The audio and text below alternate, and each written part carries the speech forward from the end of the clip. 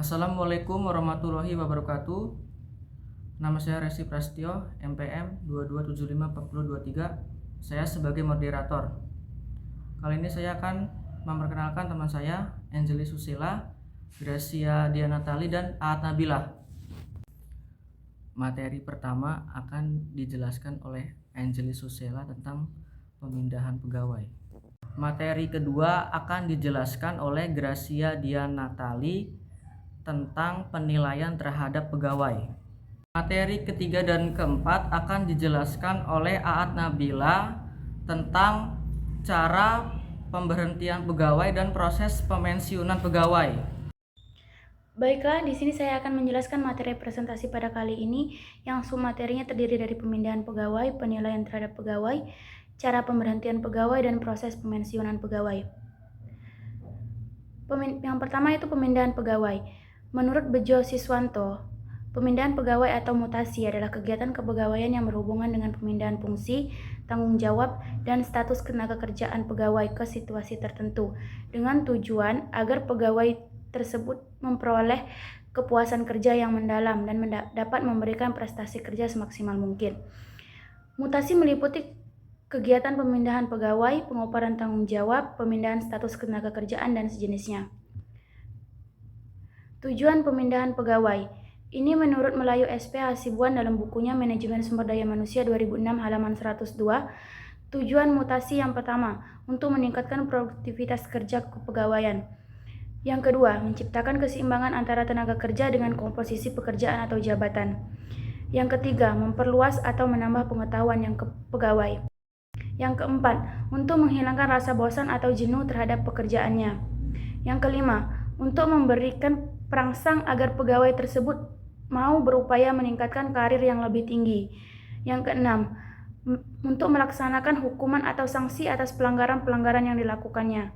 Yang ketujuh, untuk memberikan pengakuan dan imbalan terhadap prestasi yang diberikan oleh pegawai. Yang kedelapan, sebagai alat pendorong agar kerja kepegawaian meningkat melalui persaingan terbuka.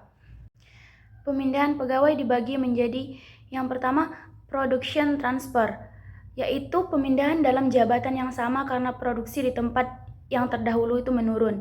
Yang kedua, replacement transfer, merupakan pemindahan dari jabatan yang sudah lama dipegang ke jabatan atau unit atau bagian yang sama untuk menggantikan pegawai yang lama bekerja atau pegawai yang diberhentikan.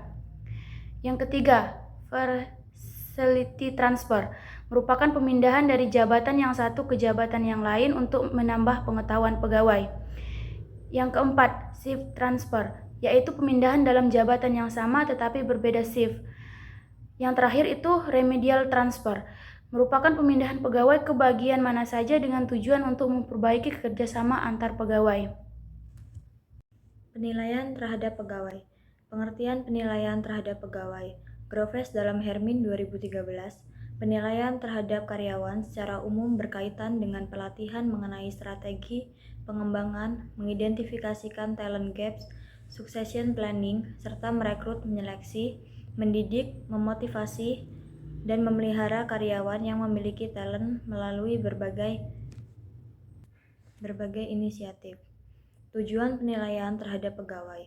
Tujuan utamanya adalah mengembangkan top manajemen terbaik dalam menghadapi persaingan bisnis, mencari kandidat eksternal yang baik untuk mengisi pekerjaan, saling mengisi talent antara unit yang berbeda, mempertahankan seorang bertalenta melalui kesempatan pengembangan karir, memperluas kelompok talent internal dengan memfokuskan pada sejumlah karyawan yang berbeda, dan membangun kebutuhan bersama untuk memiliki pemain terbaik sebagai kunci untuk keberhasilan bisnis mendatang. Penilaian terhadap karyawan tidak akan berhasil jika ada sistem seleksi yang salah satunya adalah sistem untuk mengidentifikasikan hasil kinerja. Menurut Irawati 2017, kinerja karyawan dapat didefinisikan sebagai hasil kerja atau pencapaian oleh karyawan untuk memenuhi tanggung jawab dan memenuhi persyaratan sebuah pekerjaan yang diberikan kepadanya. Kinerja karyawan juga merupakan refleksi yang membuktikan seberapa baik karyawan tersebut memenuhi persyaratan sebuah pekerjaan. Cara pemberhentian terhadap pegawai. Pengertian pemberhentian pegawai. Pemberhentian berarti pemutusan hubungan kerja PHK dengan pegawai. Dalam rangka pemanfaatan sumber daya manusia, inisiatif untuk PHK berasal dari para manajer.